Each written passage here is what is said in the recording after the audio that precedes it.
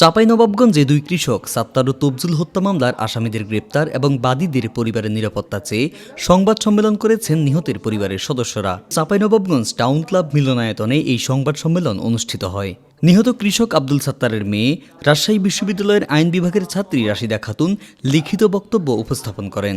লিখিত বক্তব্যে রাশিদা বলেন, গত বছরের ২০ নভেম্বর বেগপুর গ্রামে একদল ভূমিদস্যু তাদের জমি জোরপূর্বক দখল করতে যায়, আর বাধা দিতে গেলে তার বাবাকে কুপিয়ে হত্যা করা হয়। এ ঘটনায় গোমস্তাপুর থানায় মামলা দায়ের হলে পুলিশ ৭ জন আসামিকে গ্রেপ্তার করে। তবে জামিনে ছাড়া পেয়ে ৫ জন আসামি বাদী পরিবারকে মামলা তুলে নিতে বিভিন্নভাবে হুমকি দিচ্ছে বলে অভিযোগ করেন তারা।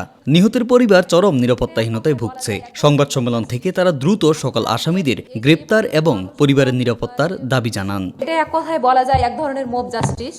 আমি চাই যে এই যে এভাবে যে মানুষগুলো কি মানে নিরীহ মানুষগুলো যে হত্যাকাণ্ডের শিকার হচ্ছে, যারাই জড়িত থাকুক না কেন, এবং এলাকার শান্তি শৃঙ্খলার সাথে এবং সব কিছু বিবেচনা করে আমি চাই যে ন্যায় বিচার নিশ্চিত হোক, আমি আমার বাবার বিচার পাই। বিশেষ করে রফিকুল মাস্টার, আতর মাস্টার, এরা প্রভাবশালী ব্যক্তি, এরা সহ আরও ধারাযুক্ত আসামি এখনও ধরা পড়ে নাই, তার কাছে গ্রেপ্তার করা হয় এবং আইনের আওতায় নিয়ে আসা হয় এবং অবিলম্বে তাদের গ্রেপ্তার কামনা করছি এবং সকলের প্রতি ন্যায় বিচার প্রতিষ্ঠিত হোক এই কামনা করছি। সংবাদ সম্মেলনে উপস্থিত ছিলেন নিহত সাত্তারের ছোট ছেলে সাফিউর ইসলাম, আত্মীয় আসগার আলী, নিহত তফজুলের স্ত্রী রাজিয়া খাতুন এবং ছেলে সেনারুল সহ পরিবারের অন্যান্য সদস্যরা।